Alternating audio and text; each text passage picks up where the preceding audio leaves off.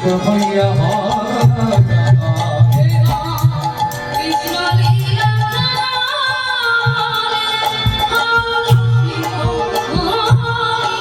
বলি খেলা পারি খেলা কৃষ্ণ লীলা খেলা পারি মুখে হরি হরি হরি বলে কৃষ্ণ লীলা খেলা পারি মুখে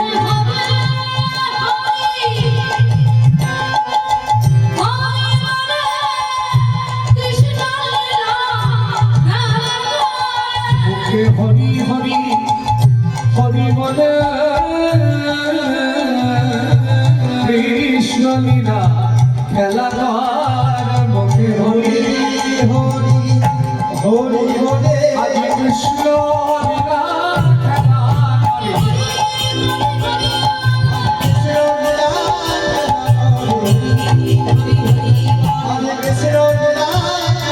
হরে কৃষ্ণ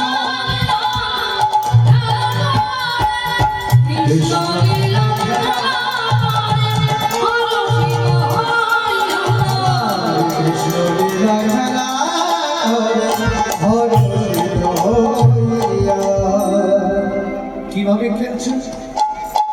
যেদিন রামলীলা খেলা করেছিল কি সেজেছিল? রামলীলার দিন কি সেজেছিল? এর মধ্যে ভুলে যান।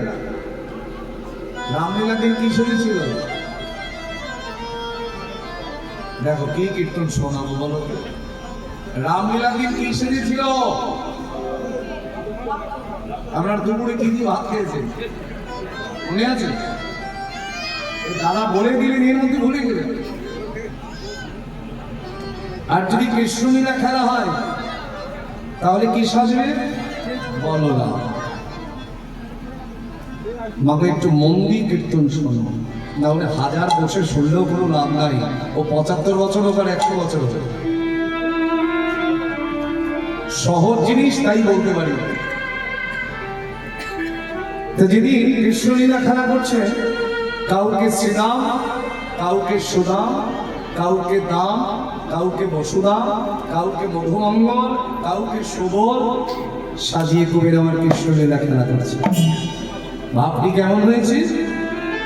নিজে সেজেছে বলরাম, হ্যাঁ, আর একজন সেজেছে কানাই। কে বা খেলো তো? যে লীলা লিখেছেন সে একটু বুদ্ধিমান, কারণ আমাকে যেমন লীলার কথা হচ্ছে আমার সঙ্গে কি গাইবো না গাইবো, আমি কিন্তু নিত্যানন্দের কথা বলিনি, কিন্তু তিনি দিয়েছেন। তিনি জানেন এই লীলার মধ্যে আমি ভালো ভালো গান আছে, আর এই গান শোনার জন্য এগুলো দিয়েছে। কিবা খেলো তো রাম কানা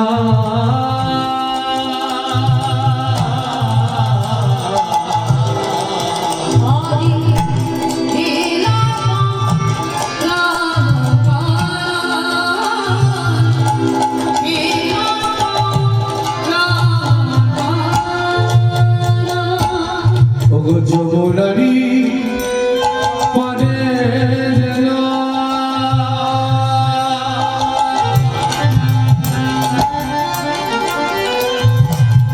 একটু কম ভাষা।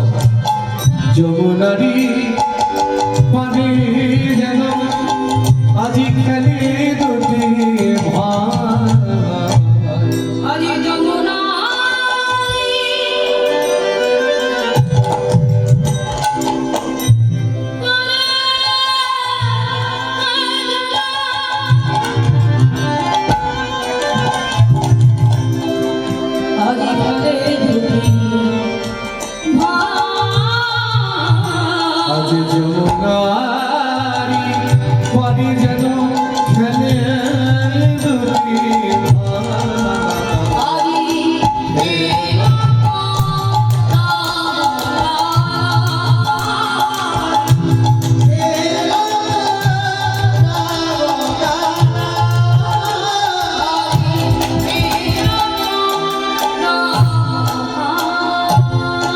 আজ শ্রী রামের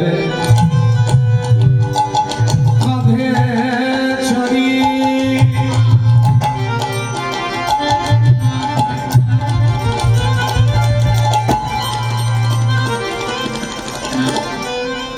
শ্রী রামের কাঁধে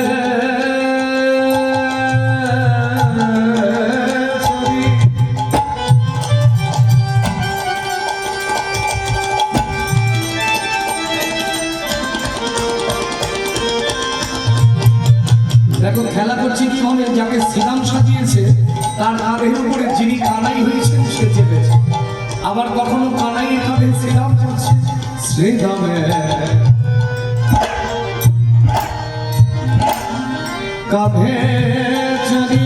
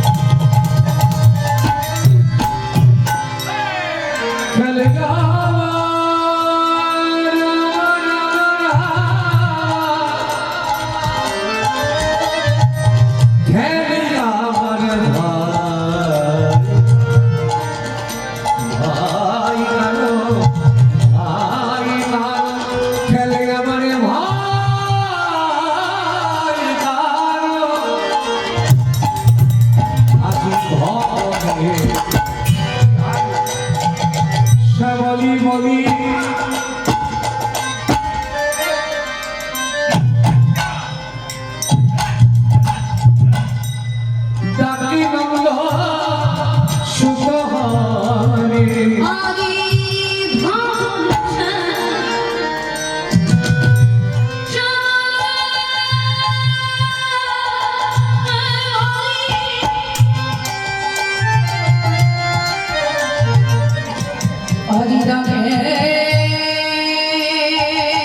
নন্দ সুতহারে আমার যমুনারি পারে পারে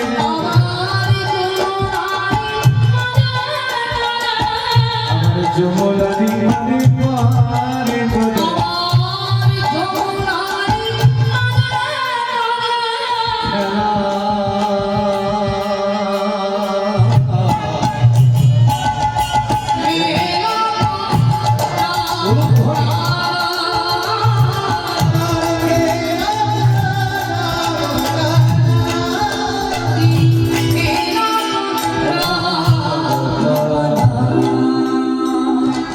কেউ যদি কৃষ্ণলীলা খেলার মধ্যে অন্তর দিয়ে দেয়, এই যে ধরুন হরিকথা আস্বাদন করতে বসেছে, সত্যি যেন এর মধ্যে ডুবে যায়।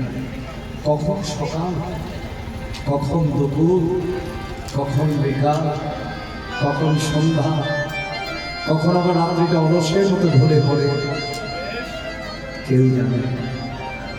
হরিনামের এমনই নেশা, যদি কেউ ডুবতে পারে বাবা,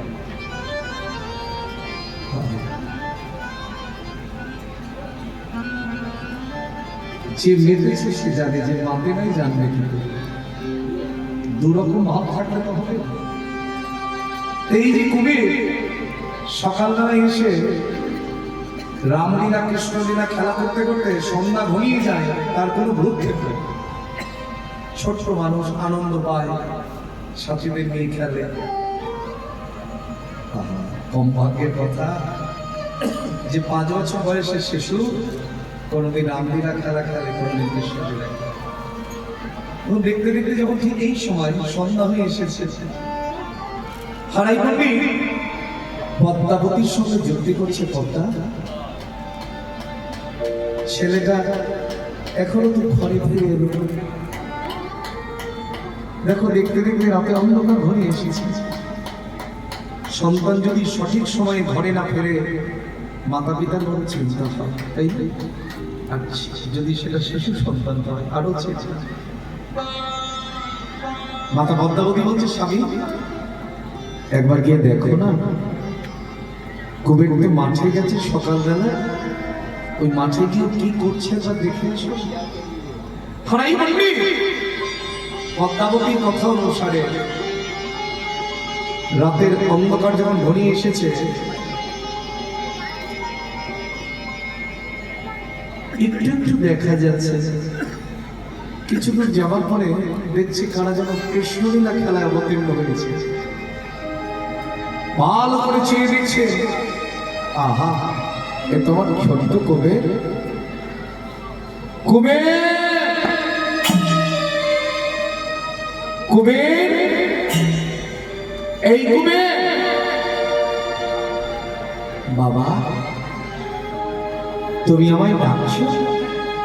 আচ্ছা কুবের, আমি যা দেখলাম তা কি ঠিক? কি দেখেছো বলো?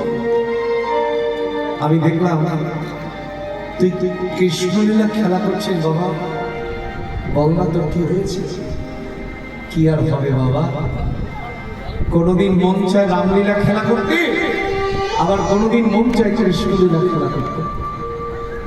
কিন্তু গগনে যে আর বেলা নাই, তোর মা যে আশা পথে নয়ন দিয়ে বসে আছে, কখন তুই যাবি ঘরে? তুই কি বুঝিস না মার যে একমাত্র অবলম্বন তুই? মা পথের এক মাসে দাঁড়িয়ে দাঁড়িয়ে চিন্তা করে কখন আমার ছেলেটা আসবে। চল না কুবের, ঘরে ফিরে চল। ছোট কুবের পিতার শক্তি ধরে ঘরে ফিরে এলো। বলো বাবা, তুই হাত মুখ ধুয়ে পুঁথিটা নিয়ে একবার পড়তে বসতো। বাবা কবির যখন হাত মুখ ধুয়ে পুঁথিটা, পুঁথি মানে গ্রন্থ, বই, পুঁথিটা নিয়ে যখন পড়তে বসেছে, দেখবেন আপনি সারাদিন ধরে যেটা চিন্তা করবেন না, বারবার চোখের সামনে সেটাই ধরা পড়বে, ভেসে ভেসে আসবে। যদি কেউ চিন্তা করে সারাদিন ধরে আমার কৃষ্ণ চরণ কৃষ্ণ বদন, দেখবেন সে আর কিছু দেখতে পাবে না। যেদিকেই চাইবে মনে হয় যেন আমার গোবিন্দ দাঁড়িয়ে আছে। যার নয়ন অন্য চিন্তাই মাথায় আনতে পারে না, সেই নয়ন কৃষ্ণ ছাড়া কিছু দেখতে পায়। ছোট্ট কবি যখন পুঁথিটা নিয়ে পড়তে বসেছে, পুঁথি খুলেই তার প্রথম অক্ষর লক্ষ্য করেছে ক। কেঁদে উঠেছে কবি, ক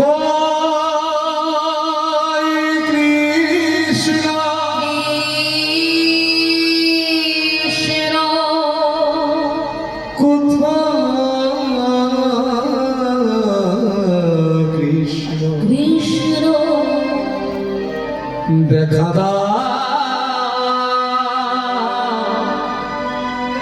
একবার দেখা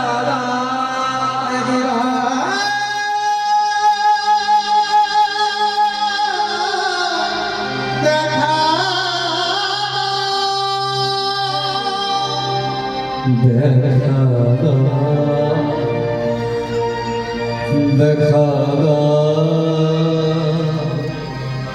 দেখা ওহে করুণা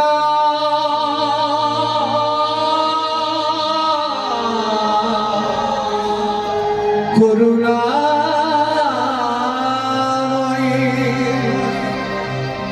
দেখা দেখা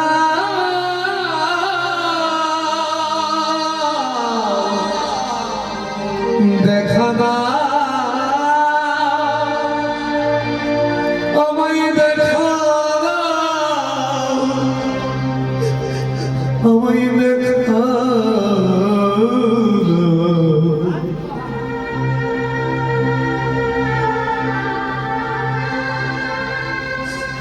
হে কৃষ্ণ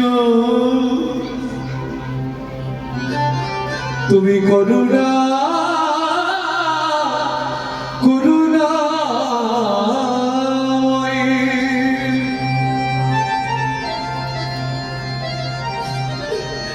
দুটি নয়নের জলে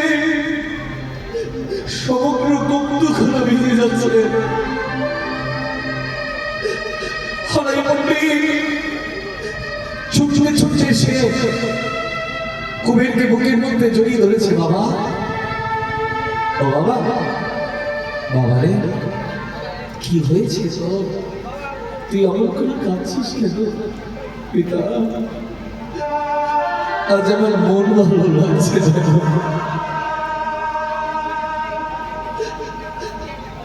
হাজারি যেদিকে চাইছি যেন আমার গিরিধারী হয়ে হাতছে দিয়ে রাখছে।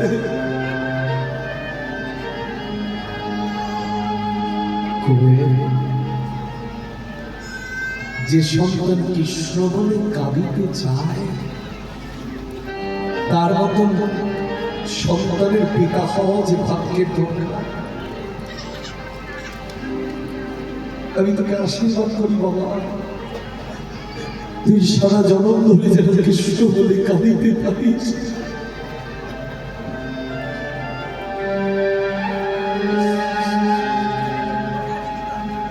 দিন যায়, মাস যায়, বছর চলে যায়।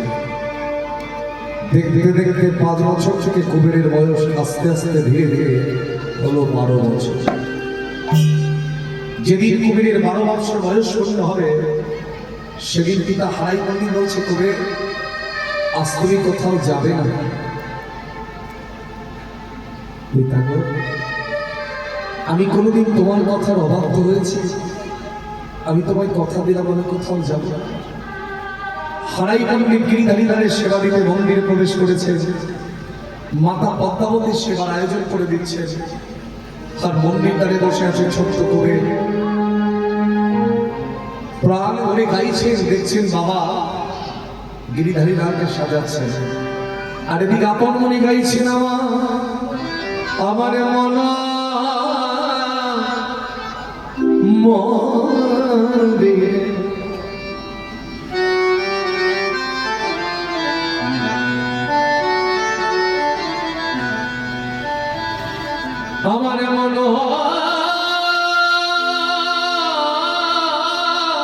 মন্দিরে মদন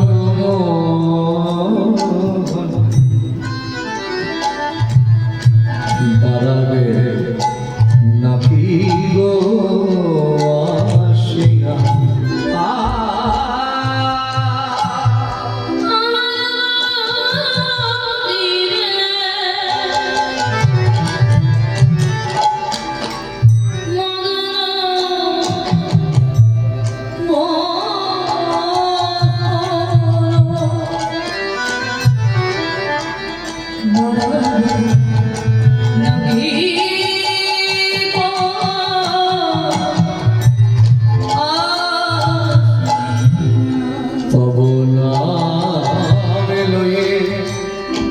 আমি ভাসিয়া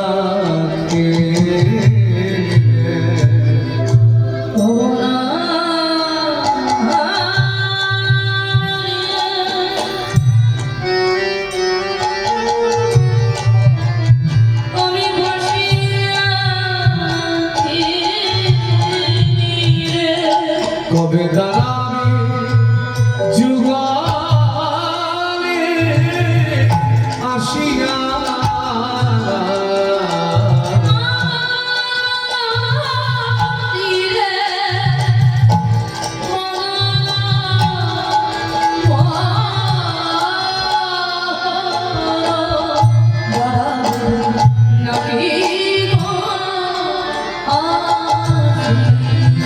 ও গো দয়া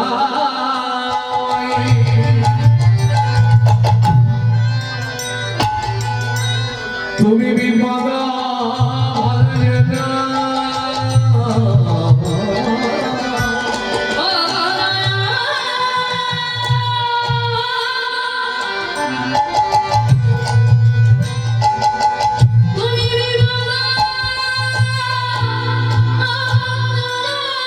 ও গো দয়া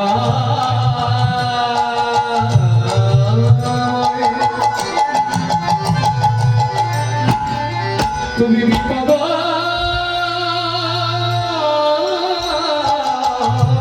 ভঞ্জনা ও গো দয়া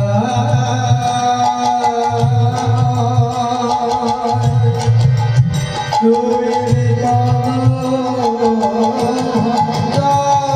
আমার সবাই বলে তুমি মতি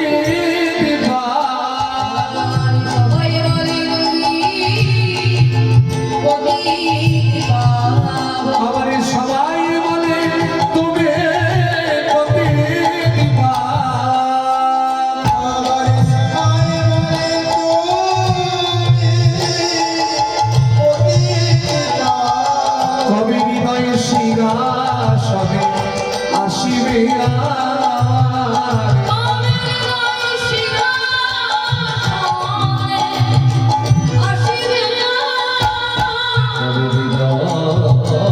সিংহাসনে আসিবে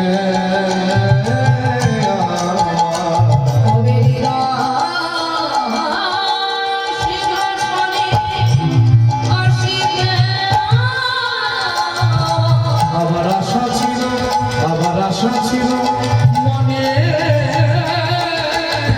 মনে